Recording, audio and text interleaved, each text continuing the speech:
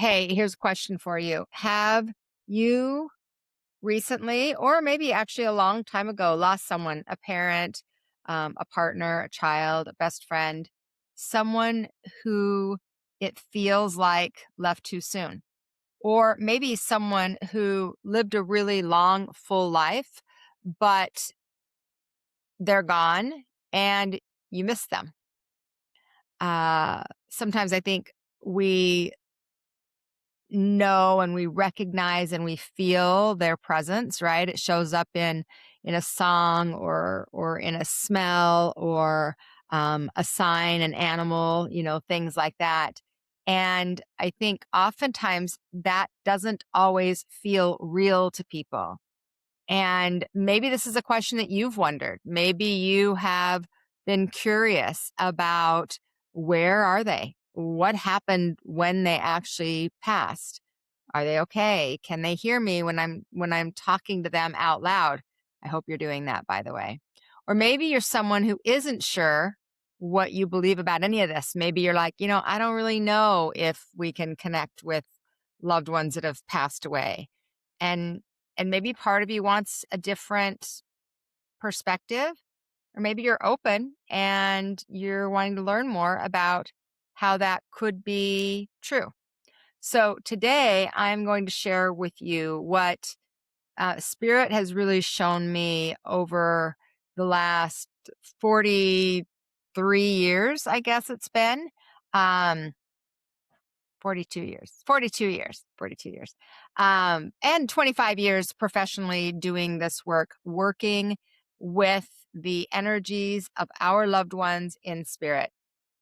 This is not about any kind of religious background. It's not even like wishful thinking, quite honestly.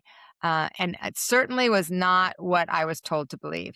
This is what I have witnessed, have experienced throughout a journey of learning to connect and communicate with the spirit world. And it's what I know to be true, and I look forward to sharing it with you. So stay with me, friends, as we dive into Soul Talk. Soul self-service, that's the way. Welcome to Soul Talk, shine today. I am Dawn Johnston, and this is where soul meets real life. I am so grateful you're here today. If you are joining live, please say hello in the comments. Let me know who you are, where you're joining us from, and who are you thinking about right now? Who comes to mind when I asked you that opening question? I would love to know that. Are you thinking about your grandmother, your best friend from high school, your partner? Maybe you've lost a child and are challenged with how to develop a different and new relationship with them. I'd love to know. And if you're watching the replay, my friend, leave your comment there as well. I read every single one of them and I will comment back. So today we are going to go to a place that a lot of people struggle to talk about. I think sometimes people shy away from having conversations like this because it feels heavy, it feels big, it feels uncertain, it feels like there's a lot of grief, um, and even some of the religious aspects that can play into this. And people feel very strongly around death and grief. But I'm going there because I think that so many people have questions and are unsure.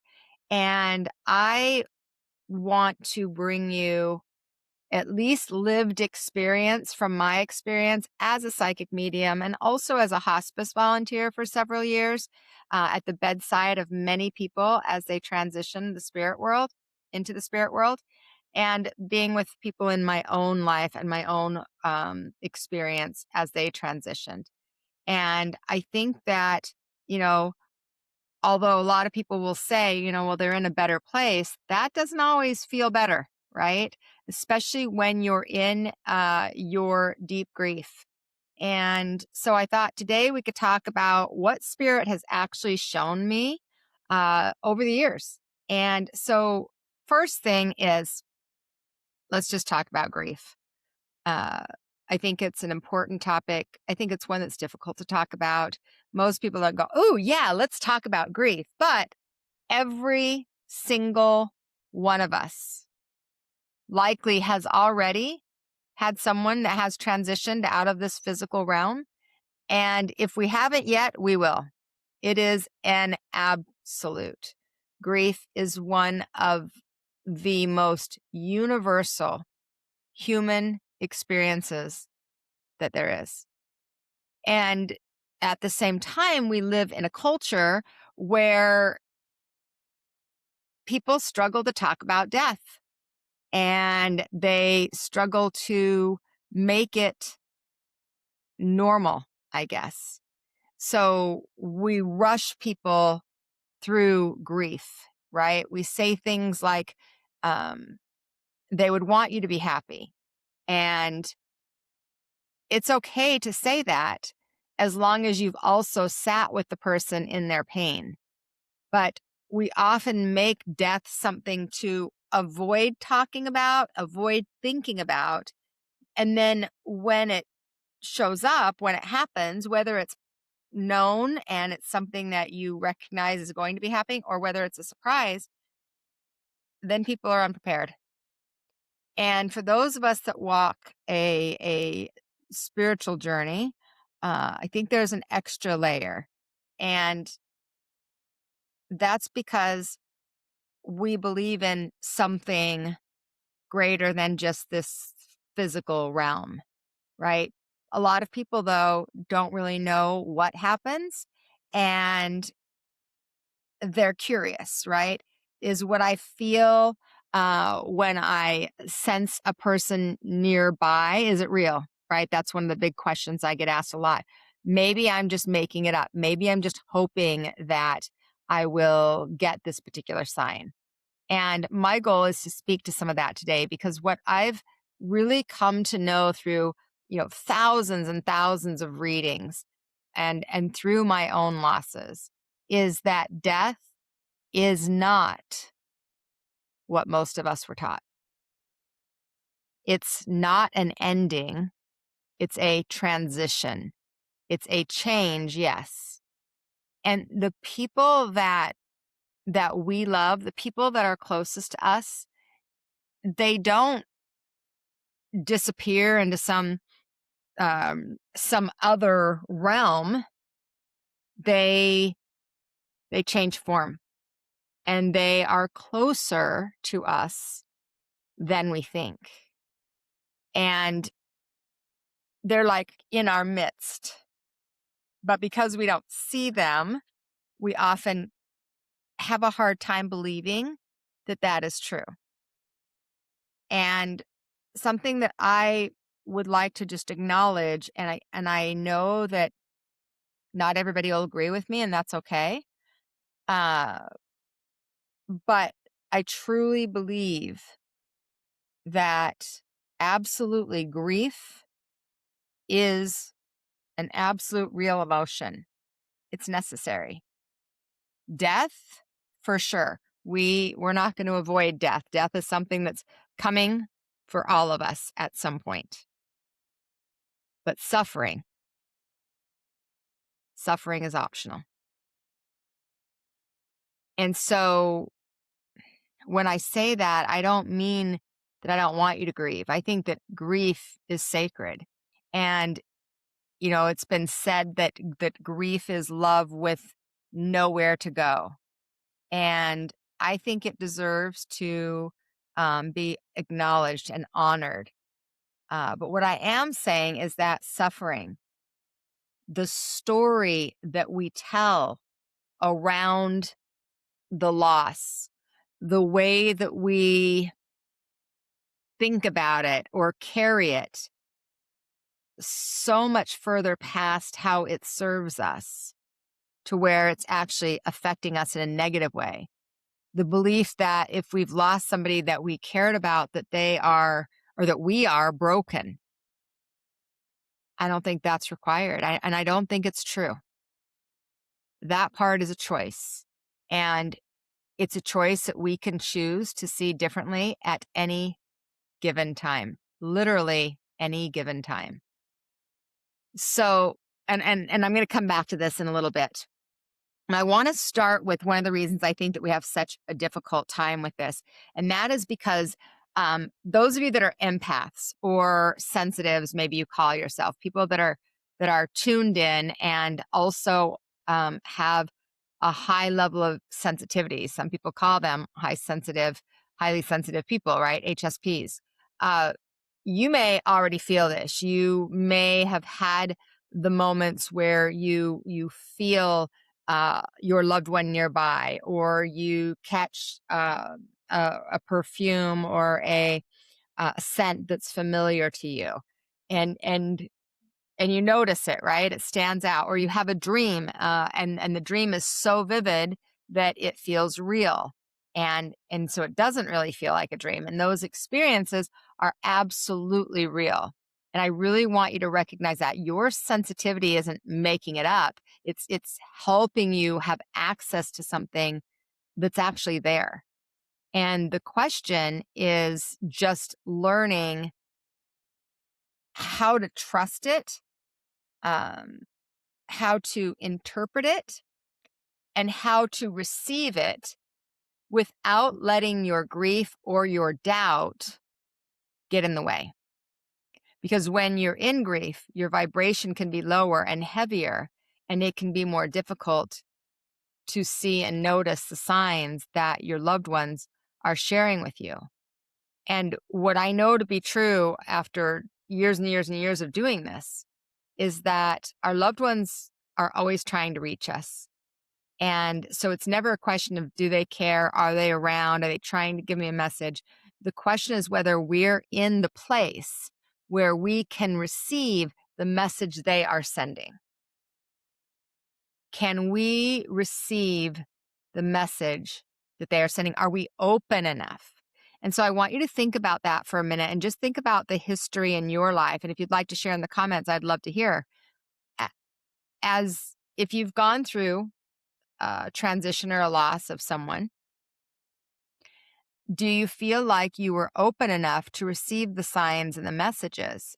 Uh, were you aware? Were you present? Were you tuned in? And this isn't a right, wrong, good or bad, because a lot of times when you're in grief, you just head down, you just go through the motions and you try to do what you can do. You try to survive, you try to function through it, right? So this isn't necessarily wrong. What it is it's just insight into maybe why some people don't have the same experiences with their loved ones once they have transitioned. And so I wanted to share with you one of the most powerful uh, stories that I have, personal stories that I have about a loved one who transitioned, and what I learned from that. And then I'm going to give you some steps that can help you to connect in a greater way with your loved ones in spirit, and tune in and tap into them in a higher frequency. And I'm also going to share with you some of the experiences that the spirit world has told me happened to them once they've transitioned. So it's going to be a great episode. I am so glad you're here. Thanks for joining me, and let's dive into the personal story. So, my ex mother in law, except for I never married her son, so she kind of wasn't my mother in law, but y'all know what I mean, right? My son's paternal grandmother. I got to be with her, and I say got to be because it was one of the greatest blessings of my life, or the greatest blessings of my life. So I got to be with her when she actually left her body. And I hadn't experienced at that time, I was 28. I hadn't experienced a lot of death or a lot of loss up to that point. Maybe like my great grandparents. Uh, I had lost, I think, a great aunt. death hadn't really come to me yet because the younger we are, a lot of times, not always, but a lot of times, we don't have the same experience with death, right? We haven't gotten old enough to have as many people pass on. And so I was gifted an amazing experience, but I didn't know that it was going to be amazing originally. So let me just take you back to that time in my life. At that time, I was 28. My son had just turned 9, and I had a 2-year old or almost 2-year old son as well. And we had just moved into a new house. And so I got a phone call from my son's birth father, who I hadn't talked to in 3 years. And he called me and he said, I wanted to let you know, because I thought you would want to know, that my mom had a stroke and she is not doing well. She is not going to make it. And we have made the decision to take her off of life support. And they said that once we take her off life support, she will pass very quickly because she has no brainstem activity. And so I thanked him for calling, and I was so grateful that he did actually call me because I hadn't talked to him for so long. Uh, and I went in. I went downstairs. I turned Blue's Clues on for my little guy, who was a year and a half at the time.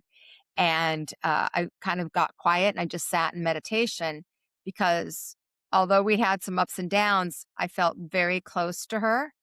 And I knew that I would feel her when she left. I knew that. And so I turned the TV on, I got the kids set, and I went up into my room and I just sat in quiet space, tuning into her spirit. And before I knew it, an hour had passed by and he hadn't called me back.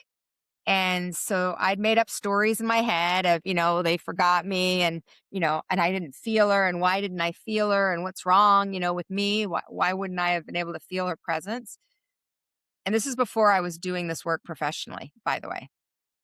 And so after about an hour, I just called the number back that he had called me from because I didn't know how else to reach him. And it was actually the number to the hospital that she was in. And so when I called, a nurse answered the phone and I said, uh, can I speak to one of the Jones family members? And she said, well, nobody's here. And I said, oh, they've already left? And she said, yeah. And I said, oh, okay. I was kind of upset.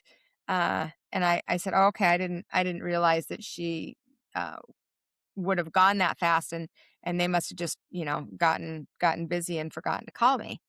And the woman said, um, no, she's alive. She's right here. And I'm like, oh, okay, well then where are the kids? Because she had 6 children, 4 of which were in town at that time. And they said, well, there no one's here, but she's here. And you guys, I lost my shit. I was so upset. I'm like, what do you mean nobody is there? And they said they were here, but they all left. And I had all kinds of judgment around it. I'm just going to be honest. And I was super frustrated with the fact that number one, they didn't call me. Number two, she was alive, but by herself.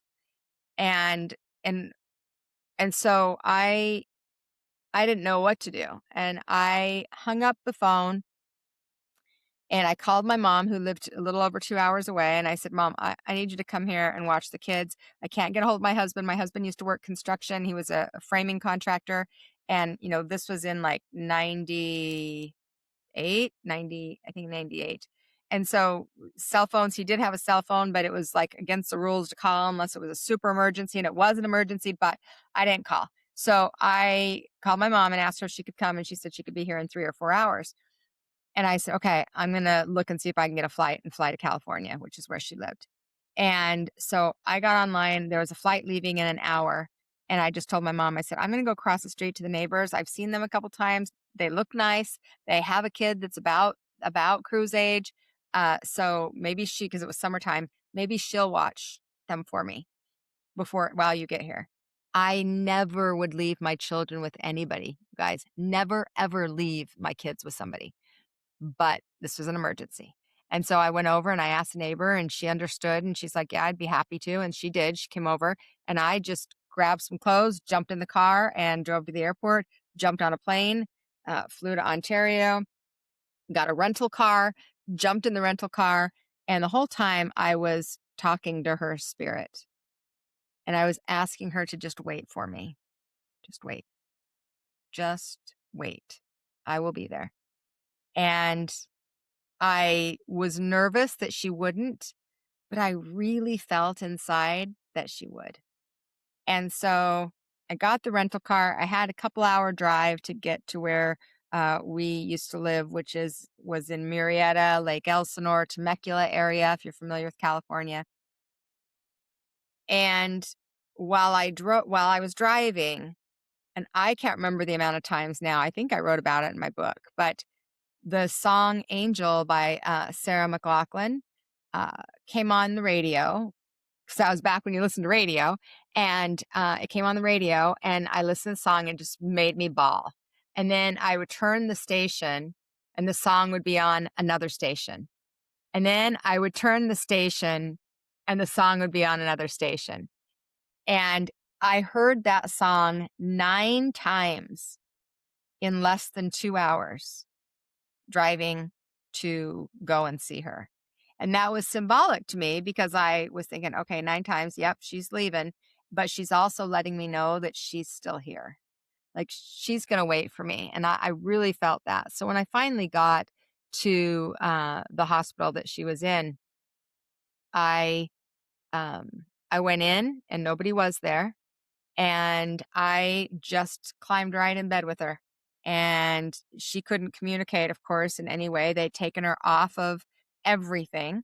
And and I sat in that bed, laid in that bed with her on and off for the next, I think it was like 15 to 18 hours. It's a long time ago now, so I forget the time exactly, but it was a long time. And they had said she'd go as soon as they took her off life support. She didn't. So I talked to her. I told her how much I loved her. I sang to her, which if you know my singing voice, she was very blessed. Uh, and and I really tuned into her spirit. Now, 28, the age of 28, I was not doing this work professionally. I was actually trying to ignore it. I was trying to push it away. I was trying to um, deny my gifts. I was trying to figure out who I was and where I belonged and all that stuff. And so as I laid in bed with her, I just listened to her breathe. I would notice her breath and notice her body go up and down, um, knowing that in any minute, any moment, there wasn't going to be breath. And it was beautiful. It was sacred and it was honoring of her. And as I was laying there with her, um, there were a couple of different messages that I got. And one that was so, so funny was she'd always been obsessed with eyebrows because she didn't have eyebrows. I don't know if she'd shaved them off at some point, thinking they're going to grow back thicker, but she didn't have any eyebrows. So she always used an eyebrow pencil. And she always told me how beautiful my eyebrows were. I don't think she ever told me how beautiful I was. She just always told me how beautiful my eyebrows were because, of course, we want the thing we don't have, right? Um, and now that I'm getting a little older and those eyebrows are thinning out, I'm starting to actually understand what she was talking about. But at 28, I didn't even know why it was a big deal. So, um, as we were getting a little bit closer, her breathing was becoming more erratic and more um, like uneven and things like that. She started to get what they call, and a lot of us that are in hospice and things. I'm sure nurses and doctors, the death rattle. She started to get that. And when that started, the TV went on and off. And that was my sign that she was getting ready to leave. The TV going on and off gave me that clarity that she was she was getting ready. And so I kind of smiled, and the TV went on and off, and then it went on and off again, and I was just kinda talked to spirit and said, "Okay, yeah, I know it's getting closer." And then went on and off again, and so then the nurse was in there, and it went on and off again, and the nurse was in, and she goes, "Oh, I'll call maintenance and have them come and fix it." Now, I knew that it wasn't gonna be a maintenance thing, but, just to appease the nurse, okay. So she went and got maintenance. Maintenance came in, and they, unplugged the cable. And so they just unplugged the cable, they didn't unplug the television, and, uh, and then while he was still in there, it came on and off again, and he's like, "What the heck?" So he just unplugged the whole television.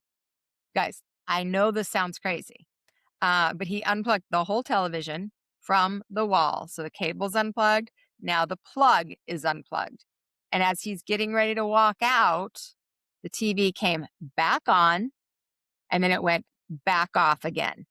And the maintenance guy, just looked and like he'd just seen a ghost and he just left. Now, I thought that was funny. And I also thought, okay, it's getting close. She's getting ready. And so I was talking to her and I was singing to her. And one of the messages that I got was, do not let me leave without my eyebrows. You make sure I do not want to be seen dead without my eyebrows. And so and I was happy for her that she was getting the freedom. I was sad for me. And then within probably the next 20 minutes or so, her breathing got very, very erratic. And at one point, I was laying in bed with her. I was holding both of her hands. And I felt guided to get out of the bed. And just sat next to her, holding both of her hands. And there was this surge of energy. And as this surge of energy went through my body, I was so focused on the surge of energy, but I had seen the presence of angels. I had experienced some of her family members that were in the room. None of that bothered me. This surge of energy. And what I discovered was it was actually when she transitioned, her spirit, literally, I felt her spirit leave through my body. I didn't have any experience with that. I'd never had it happen before. I didn't know how to explain it, but that's absolutely what happened. And it was the most phenomenal experience of my life by far. I felt so blessed to be there. And I felt so honored to be the one that got to be with her. And even though I was really mad at her kids for not showing up and not being there, what I've learned since, friends, is that the people that are with the person when they transition, whether you loved them dearly and you were there or you weren't there, it is by divine appointment. Maybe they couldn't transition if you were there because of the emotional connection. Maybe they didn't feel capable of having boundaries and telling you, I just really want to be by myself. Maybe they didn't want to be seen in what their human perspective was of um, weakness. So if you've been with somebody when they have transitioned this physical earth, then you were meant to be. And if you didn't quite make it for whatever reason, that just means you were not meant to be there. And it doesn't have to be that you did something wrong or they did something wrong or you didn't show up, or it's none of that. It literally is simply that in order for them to take the next step of their journey, they couldn't have you be there. And I know that's hard for some people to hear, but I will tell you it's been my experience over and over and over again as I have done this work. And so when Dorothy's spirit went through my body, I actually couldn't stand up for a very long time. I don't remember how much time it was, but it was like half hour, hour. My body was trembling. I just could not walk. And finally, when I started like coming back into myself, because I kind of felt like I had a shared death experience. I saw and I felt and I experienced it was freaking like the most amazing thing. So when I felt like I came kind of back into my body and realized, okay, it's she's she's passed, she's in spirit. And the nurse came in and said, we'll contact her family. And I said, okay. And, you can have some time with the body uh, before they come to get her. And so I knew that was my cue. I got to get these eyebrows on her. Well, remember, I'm 28. I've never done eyebrows before. And I had grabbed when I can, because I knew I'd be staying overnight, likely. Uh, I grabbed my makeup bag and, a pair of clothes. And in my makeup bag, I didn't even have an eyebrow pencil because I'd never done anything with my eyebrows. But I did have a purple eyeliner. So that was the best I had. So I did her eyebrows. They were a little purplish. And then I think I had like a dark brown eyeliner. So between the two of them, I did the best I could, having never done eyebrows. But I did my part, right? I got to be with her. I got to hold her hand as she departed the physical to the spiritual again, and I got to witness the entire experience, and it was amazing. Um, and there's lots of story about that in my book, Invoking the Archangels, a lot more details around it. But I felt like that might give you an idea of some people struggle so much with the sadness and the grief of the experience. But I want to tell you that there's also a beauty and a blessing with it as well. And, when I went through that, it was all new and I loved every second of it. It was 12 or 18 hours, something like that, that I got. It was actually, I think, closer to 24 hours that I got to actually spend with her. And it was remarkable. I will say that after she did transition, I was not in my best place with her children. I was really mad that they left her to die by herself. And in that moment, I couldn't see that they didn't leave her to die by herself. They left me to be able to be the one to be with her. And that was a beautiful gift. I knew that it was a beautiful gift, but I was so angry at them. I, I couldn't see that at that point. And that's a reality that I experience a lot with people who have lost people is they're mad at different people that were there and weren't there and things like that. But oftentimes when we just scan out the bigger picture, it's set up in divine order and in a divine timing that sometimes we can't understand.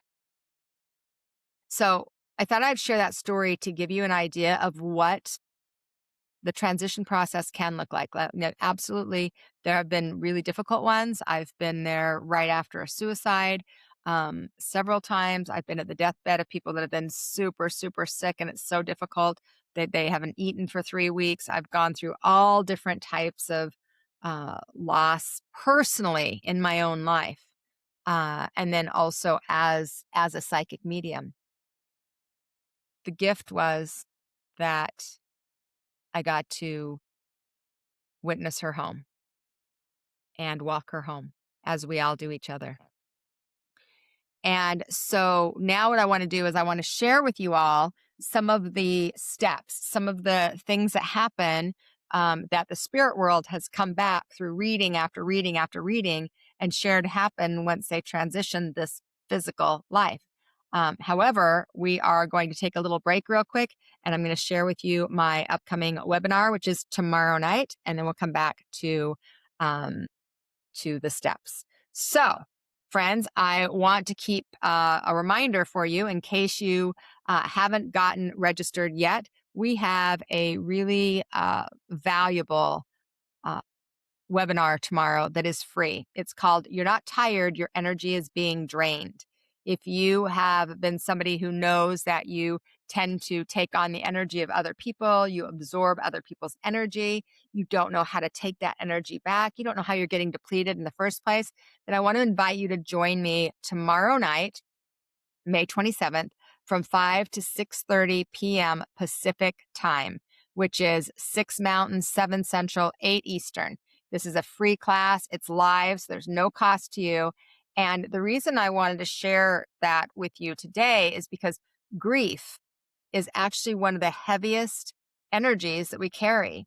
And a lot of you who are sensitive, and I'm one of those right along with you, who feel our loved ones, who are touched by other people's pain, we often carry it. We absorb it, and we don't always know where our grief ends and where another person's begins, or where our energy ends and where somebody else's energy begins. We're not always conscious of the energy that we take on and absorb.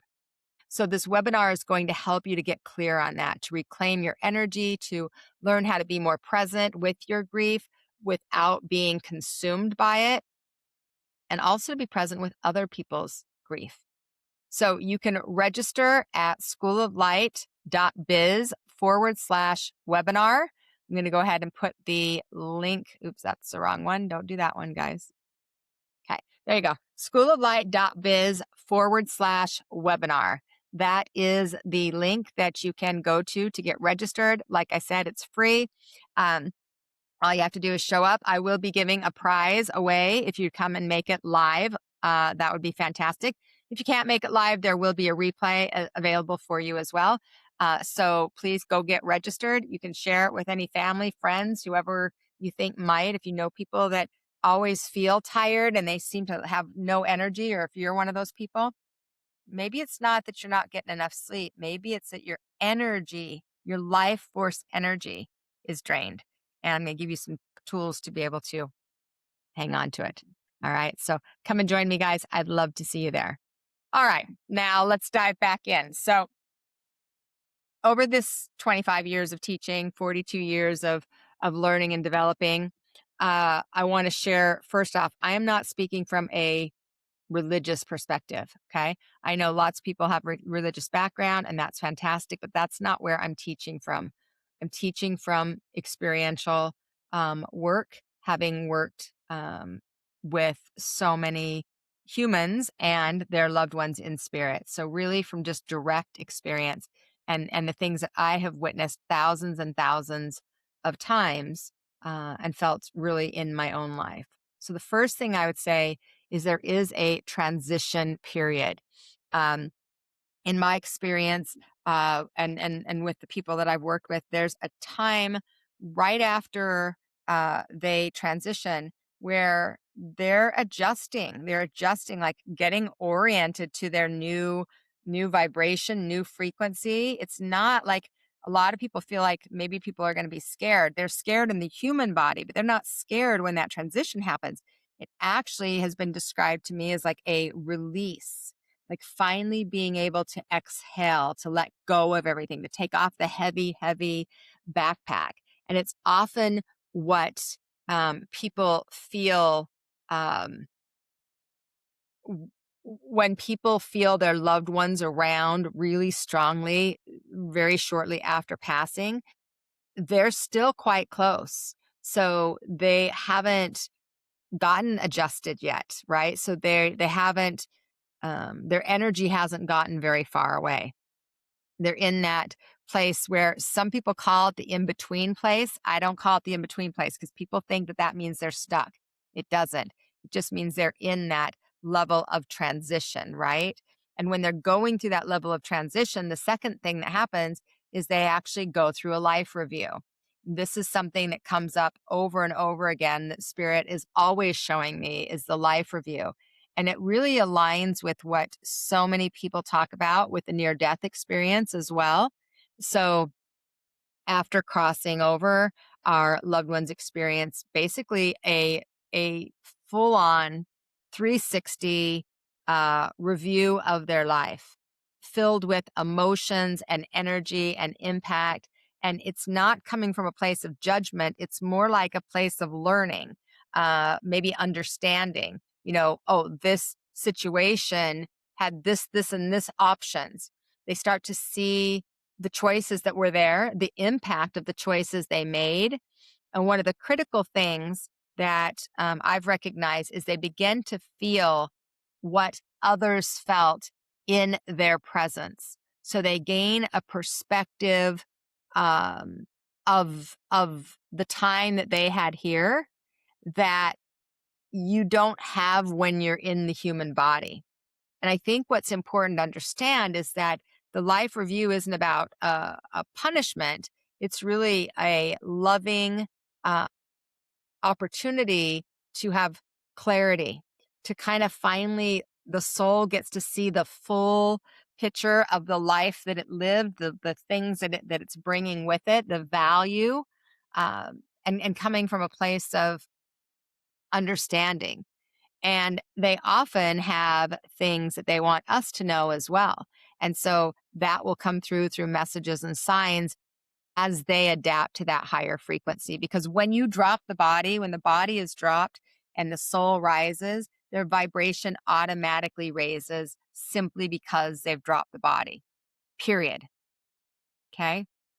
So we don't have to worry about them being in a darker or heavier place. I've never experienced that, not once. It's always a higher frequency than they were in the human realm. The third thing is they are not suffering. This is a question I get asked probably more than any other question. Are they okay? Are they still in pain? Were they able to cross over? What spirit has always shown me over and over again is that the pain is in the body. The pain is in the mind. The pain stayed in the physical. What what energy crosses over is the wholeness. So whatever disease they had, whatever trauma they went through, whatever they struggled with in this lifetime, they're not carrying that energy and that emotion forward. They carry the love, they carry the connection, they carry the learning, and they carry the essence of who they were. And one of the things, I guess this is probably a good place to come back to what I'd said earlier, where I talked about suffering is optional. Our loved ones are not suffering, and we don't have to either. You can grieve, and you can still choose not to suffer. Oftentimes, we feel like if we're in grief, we have to suffer. In my experience, that is not true. We actually get to choose. And I want to encourage you to do that. Okay, the fourth thing is our loved ones in spirit absolutely are aware of us. They know when we talk to them, they feel our sadness, they feel our pain, they feel our grief. They are present at moments that matter to us, a graduation, a marriage, some different kind of milestones, the hard things, the hard days, the average everyday Tuesday at noon, when you just kind of miss them. They can be with us at any and all of those times. And they're often with us more closer to when they transitioned than further as they get further and further away from it, their focus shifts just like ours does. We don't think about them every minute of every day when when it's been 10 years. But when it's been 10 weeks, we do. Well, it's similar in their realm now. So they don't and aren't interested in coming back into this physical realm. They don't have an interest in that, but they're aware of it. And they're with us, I think, what I would say is more often than anyone actually realizes. The fifth thing, this is a big one that a lot of people struggle with. Tell me if this is one that's difficult for you. Okay. They want us to live. This one is so important, friends. And please, if you're somebody watching now, comment and let me know. Is this a hard one for you? Or which one maybe stands out the most to you out of these different um, um, steps that I'm suggesting? They want us to live. Grief oftentimes is a way for people to stay connected, and it's a way to stay connected to the loss and the pain. It's like, um, if we let go of the grief, it means we're gonna let go of the person, and so then people hold on to their grief as a way to prove that they cared and prove that they loved and feel connected to them. And what I would want to tell you, and I say this with so much love, it's not how they feel about it. They don't want to be connected to grief. Every single reading that I can think of, without exception, the message that our loved ones are giving us is live, get out there, laugh, joy, fun, play, marry again, get into a relationship, do the thing, and do the thing you keep putting off. That's what they want for us. And sometimes the way that they come across is even, if you can't do it for yourself, do it for me. Releasing your grief does not mean you don't care, and it's not a betrayal of their love. It's actually honoring them. Just think about that for a minute. If it's honoring them, isn't that a beautiful thing to do then? So the sixth thing is they send signs. As a medium, this is one of the fun parts, right? These are not coincidences. These are signs and messages that they are sending you. Your loved ones are doing what they can with the ability that they have, across the veil, to be able to communicate with us and let us know that they are with us, that they see us, they're giving us validation. So, what are the signs? Oh my goodness, you guys, there's so many. And then oftentimes the signs are unique.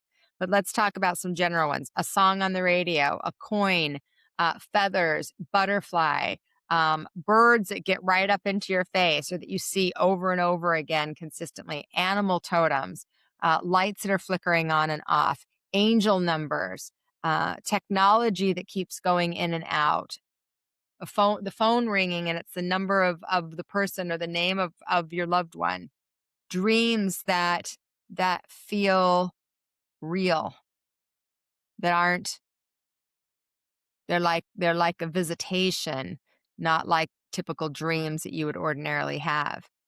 And they're just, why are they giving us those signs? So we know they're here. And so when you notice a sign and you feel that energy of recognition, that's them. Trust that. But what so many of my clients and students have done over the years is they don't trust it. They think it's wishful thinking. And oftentimes that's because other people tell them that. Other people that don't understand what it's like to be you in your experience. Don't let them talk you out of it. Okay. And then I wanted to give you a few practical tools, and then we'll come into our heart to heart with Sunny. So if you've got some questions, you get to ask any question about anything in the world. We'll talk about it in a few minutes, but it's coming up right after these practical tools. Okay. So a couple practical tools. There are 5 things that you can do to really start to deepen that connection with your loved ones in spirit. So if you have somebody that you feel like you don't get to have as much connection with as you would like, number 1 is start talking to them out loud. And I mean it literally, like out loud, while you're driving in the car, while you're in your kitchen cooking dinner, when you're going to bed at night. You do not need a psychic medium to have a conversation and communicate with your loved ones. You don't need a ritual. You don't need to do anything in any formal way. All you need to do is have an open heart and a willingness. Okay. So tell them what's going on in your life. Tell them how you miss them. Ask them for a sign, um, because they hear you. Now, you can't ask for a sign, hey, show me a butterfly at 3 o'clock on Tuesday. That does not work, because they need and get to give you signs so that you recognize them. Part of the work, friends, is you being aware of their presence, you trusting the signs and the messages that are coming through. That's your work. Okay, the second tool is creating some kind of way for you to receive. So many people are focused on like asking and grieving and talking, like sending energy. You forget to just be open to receive the messages, to receive spirits, signs and symbols and numbers and things like that. So maybe sitting in silence, putting on some music, going outdoors and just focusing on your breath and just being open. One of the statements you could make if you felt guided is to say, allow me to experience you in a way that I know it's you. Okay. You could say that to your mother, your sister, your friend, whoever. Allow me to experience you in a way that I know it's you, because that starts to bring in a different level of comfort and trust. One of the things I teach a lot of my clients, especially if they're new to this type of experience, new to learning more about their intuition, is to keep a signs journal, like an intuition journal, and start writing down signs that stand out to you, the songs or the coins or the dreams, the visions, the feeling of presence, the word that you heard, the angel number that you see. And what happens, and this is how I actually started when the angels started communicating with me, and I would start to see patterns, and I could start to put things in like particular orders and go, oh, okay, this was the same feeling here as it was over here. But this time it felt like this. And this time I noticed that. So I could start to actually figure out who was communicating and what they were actually saying specific to me. So you'll start to see those patterns. And everyone um, in the spirit world has a different way of communicating. They all have their own signature. So when you start tracking it, then you start to actually recognize their presence. Tool number 4 is calling your angels, and call them in every day, guys. Ask your spirit team, and your spirit team is your angels, your guides, your loved ones who've crossed over to just be with you, to just be present with you. Ask them to walk alongside you in your day to day life. Ask them to allow you to experience them. Ask them to make themselves known in ways that you can receive. You do not need to be a psychic medium to be connected to your loved ones in spirit. If you have a heart connection with someone in the spirit world, that's all you need.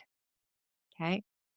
Tool number 5, this one's important, and I'm going to be talking about this tomorrow on the webinar, is when that grief rises, because it for sure will rise, practice being the observer, not the absorber. Okay. The observer, not the absorber. So you want to practice witnessing it versus becoming it. So you're allowed to feel the feelings that you experience without having to drown in it. And I think sometimes we tend to be extreme.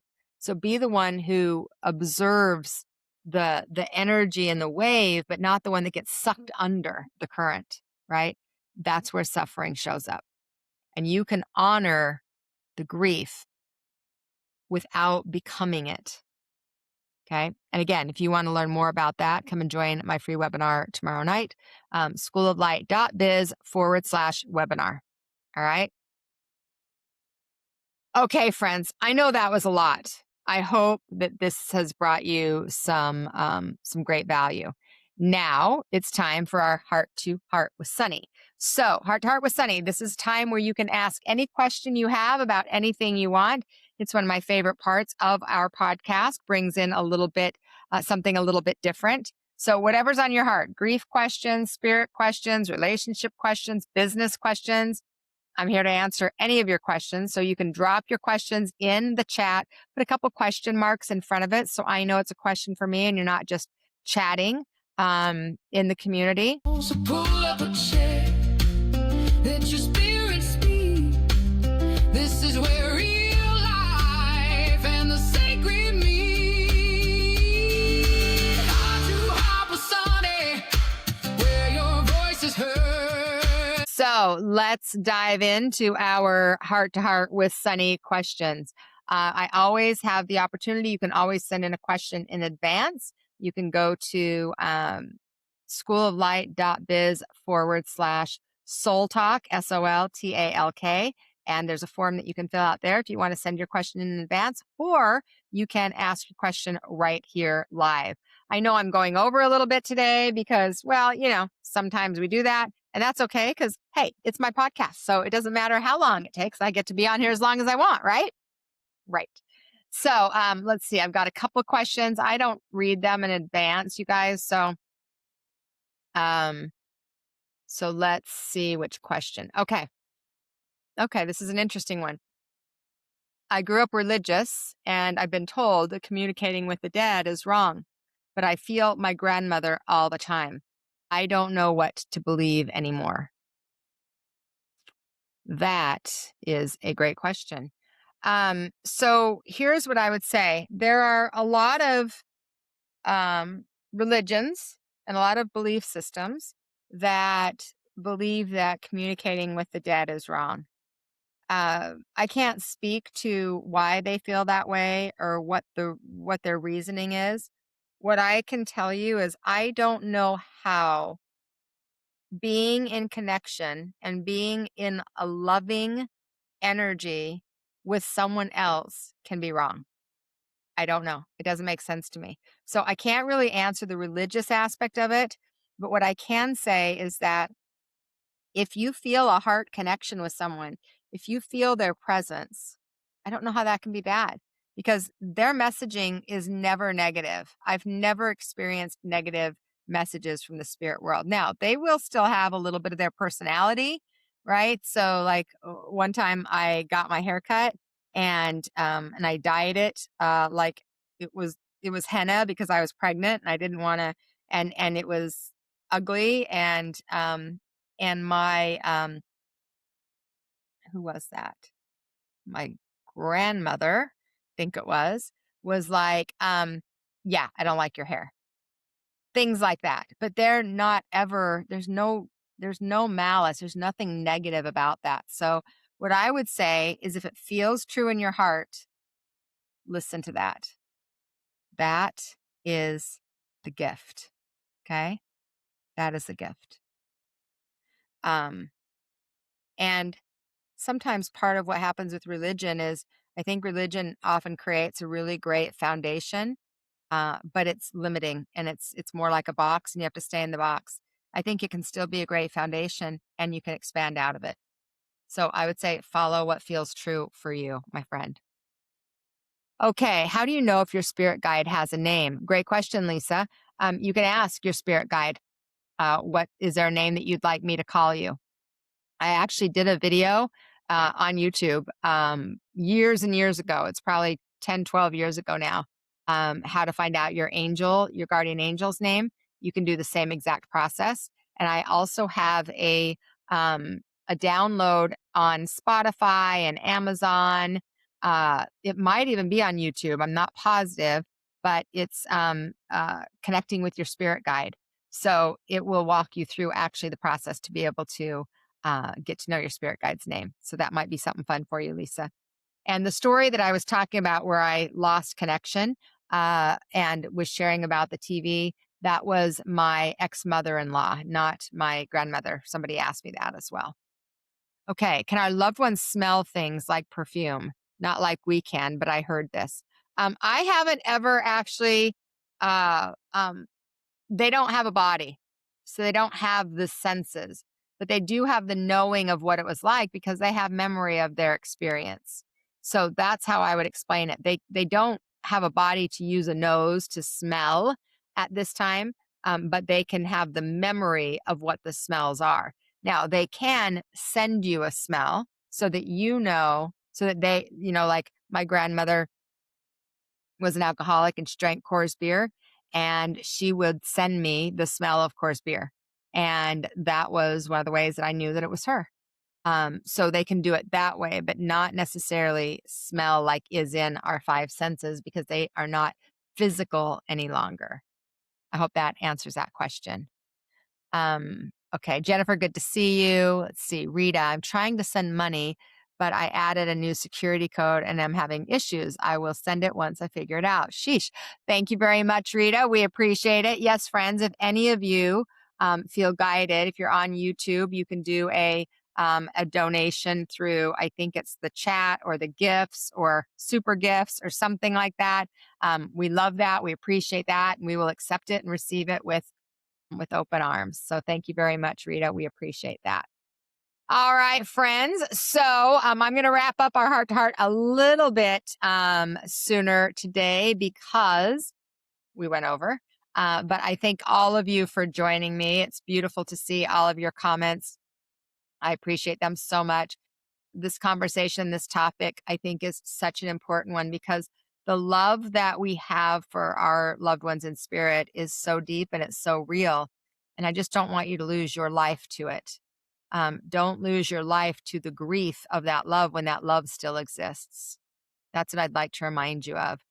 And the people you love, they don't stop loving you when they cross over. So the love never ends, and it certainly doesn't end at death. It changes form, yes, but it finds new ways to reach you, and those new ways are the exact signs and symbols that we're talking about. Those are the new ways to communicate with you, and they are with you in all of the moments that are important. And um, you can feel your grief and you can honor it and you can let it move through you. And also remember the suffering, though, that is optional. And you do not have to hold on to that. And when you're ready, you're allowed to do something different. You're allowed to keep loving them and still choose to live an incredible life and do it in honor of them. Those two things can exist at the same time. And remember, you're not alone. A lot of us, we all walk the journey of death. Um, and we're all on our way there, actually. I don't know if that's comforting or not, but we are all on our way there. But we will also walk it. And so you're not alone and you never have been. You've got your angels, you've got your guides, you've got your loved ones in spirit. Keep talking to them, keep noticing the signs, keep your heart open and at least open enough to receive what they're sending. And I hope you got value out of today's podcast. So, thank you, friends. And remember, when we allow our divinity to guide our humanity, love becomes the thing that we live. So self-service, that's the way. Welcome to Soul Talk Shine today.